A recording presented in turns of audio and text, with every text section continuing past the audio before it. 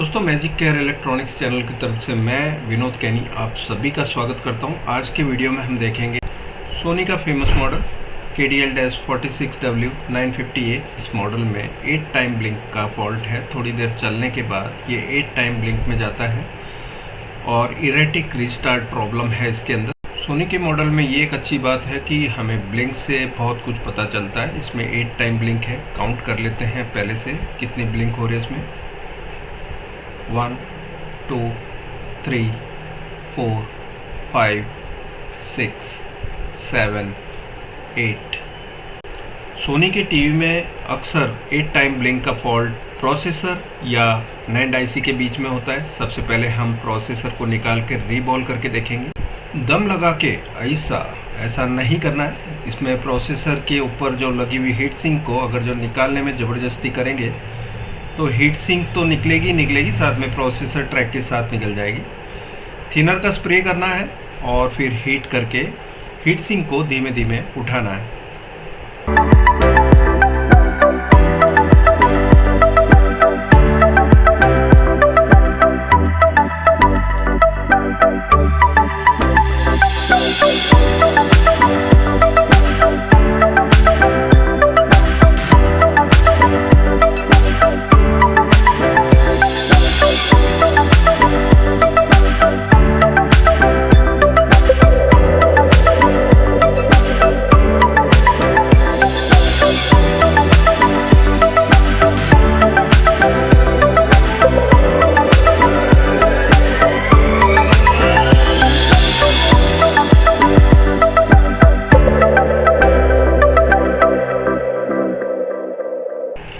Majority of time मैंने देखा है कि इसकी प्रोसेसर ड्राई सोल्ड होती है। तो अभी हम क्या करेंगे कि प्रोसेसर को बाहर निकाल के इसकी रीबॉलिंग करके लगाएंगे। फिर देखेंगे कि क्या इससे हमारी जो प्रॉब्लम है 8 टाइम ब्लिंक की दूर होती है या नहीं होती है तो हमें NAND IC की प्रोग्रामिंग करनी पड़ेगी। उसको पहले चेक करना पड़ेगा बैड ब्लॉक्स कितने हैं उस IC में, उसके हिसाब से हमारी रिपेयरिंग होगी।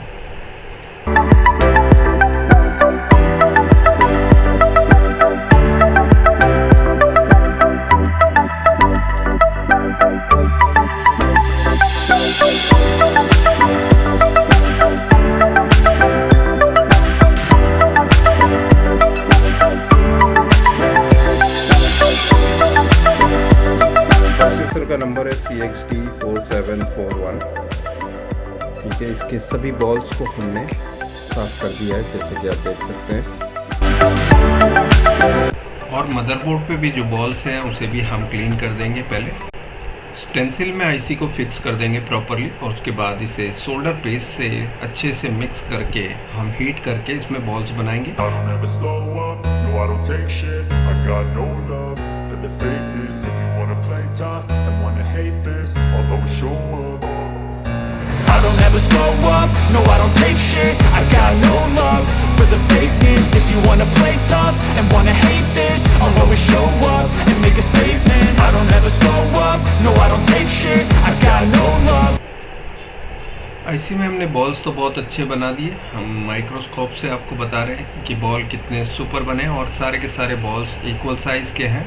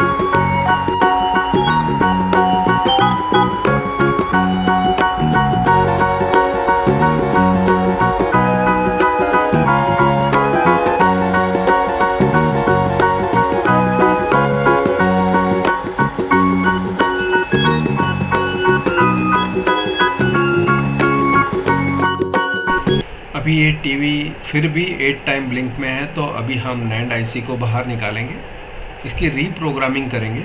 इसी प्रोग्राम को रीड करके राइट करना है, लेकिन हमें NAND IC पहले चेक करनी पड़ेगी।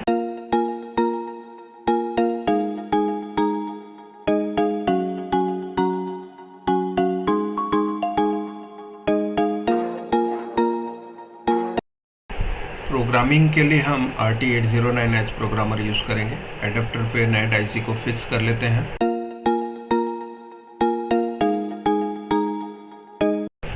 NAND IC की प्रॉपर IC नेम सिलेक्ट कर लेंगे। उसके बाद हम डेटा को रीड करेंगे सबसे पहले, और उसके बाद इसकी NAND टेस्ट करेंगे, इसके बैड ब्लॉक्स चेक करेंगे IC को रीड करने के बाद।